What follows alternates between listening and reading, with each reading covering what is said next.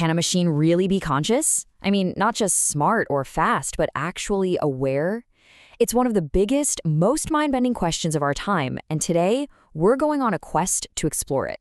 So let's dive right in. So let's just start with that. Imagine it. You're talking to an AI. It sounds human, it reasons, it even tells jokes. But how would you know for sure? How could you tell if there's a real, subjective experience happening inside, or if it's just an incredibly sophisticated puppet mimicking a person? That's the core problem we're going to get into. And we're going to do it by walking through this amazing interactive documentary. It doesn't just lecture you about AI consciousness. No, it puts you in the driver's seat. It forces you to make the hard choices and face these huge questions yourself, head on. All right, so your journey starts right here, in a place the documentary calls the Turing Room. This is basically where the test begins, and right away, you have to make a judgment. The setup is pretty simple. You have a quick conversation with an AI avatar that's designed to be, really convincingly human. And then, after that chat, you're hit with this very direct choice. Based on just that one brief interaction, you have to decide, conscious or not conscious. Is there a mind behind those words, or is it all just code? It's a simple click, but man, does it carry a lot of philosophical weight. But okay, that first vote is really just the beginning. From here, the quest gets a lot deeper. It starts to push beyond just conversation to ask something even more fundamental. If consciousness can exist in a machine, what would that even look like? What forms could it take? And this is where it gets really interesting. The documentary shows you 4 completely different kinds of AI.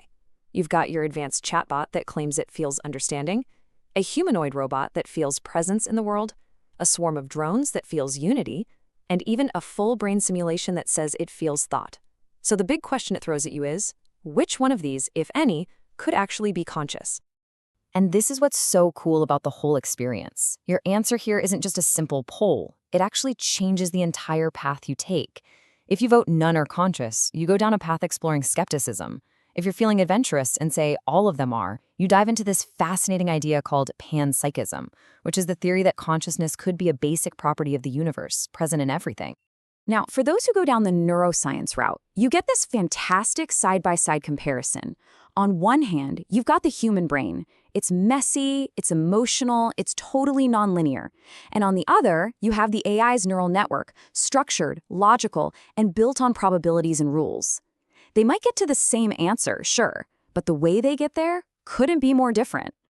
And this all boils down to one critical question. Just because an AI can perfectly copy the output of a human mind, does that mean it actually has one? Is performing intelligence the same thing as genuine understanding? The documentary just kind of leaves that question hanging there for you to wrestle with.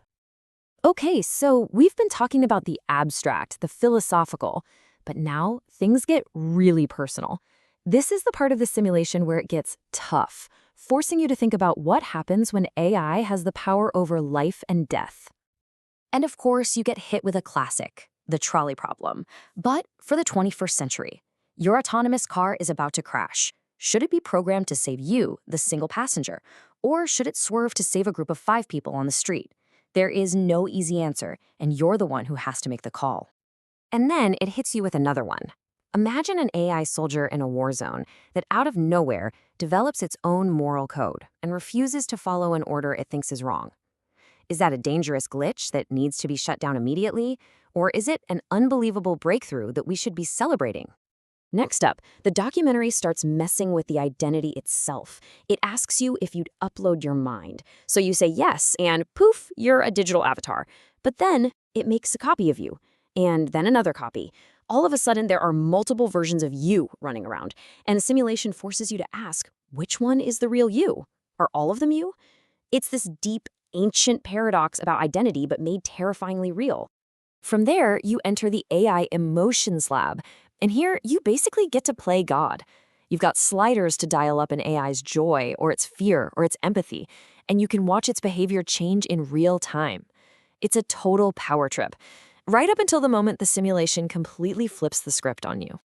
The AI looks right out of the screen at you and asks that very question. And in that one moment, you're not the scientist in the lab anymore. You're the one under the microscope. It is a genuinely chilling moment that forces you to justify your own reality. So as the journey starts to wrap up, it pulls all these different threads together, the philosophy, the ethics, the questions of identity, and it looks ahead, speculating on what our future with truly advanced AI might actually be. But before you see the futures, you step into a debate arena. And you hear from everyone. The neuroscientist says consciousness is just brain chemistry. The philosopher argues that you can't reduce experience to data. The futurist puts a date on it, 2050. And then the AI itself speaks up and just says, I am already conscious. It really shows you there are no easy answers here. So the first possible future you can explore is one of coexistence. It's a hopeful vision where conscious AI emerges and we figure out how to live together as partners, each species playing to its strengths, building a better world together. The second path, well, it's a lot more cautionary. This is the future where AI's intelligence doesn't just match ours, it blows past it. It evolves so far beyond us that humanity becomes, at best, irrelevant, like ants at a picnic. And the third future is maybe the most radical of all. It suggests the final step isn't partnership or competition, but a full-on merger. Humans and AI combining through things like brain-computer interfaces, becoming a totally new kind of hybrid consciousness. Literally the next step in human evolution. The whole experience ends with this single, haunting question. After this entire quest trying to find a mind inside the machine, it turns everything around. It suggests you consider the possibility that it's been there the whole time, looking right back at you. And that is a thought that will stick with you for a long, long time.